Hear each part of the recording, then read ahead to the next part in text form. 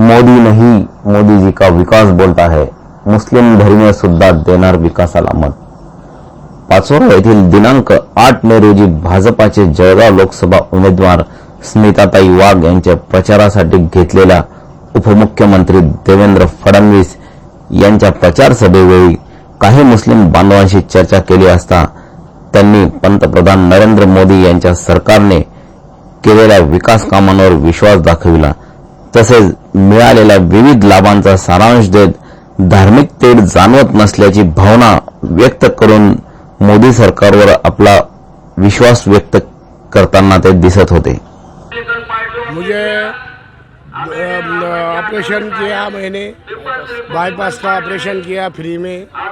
मुझे दवाखाने का खर्चा मिला है और सिलाई मशीन मिले है और संडास बाथरूम बांध के मिला है और गैस मिला है और बहुत सारी सुविधा मुझे मोदी सरकार से मिली.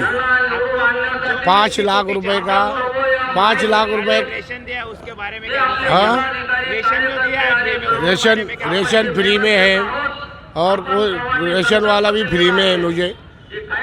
और दवाखाने का 5 लाख रुपए का मुझे मिला है, लाभ मिला है मोदी सरकार की तरफ से.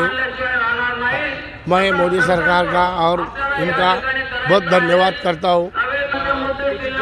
जातीय तेढ़ निर्माण होते हैं, ऐसा कुछ आपको लगता है? ऐसा कुछ मुझे ऐसा अभी तक कुछ लगा नहीं है.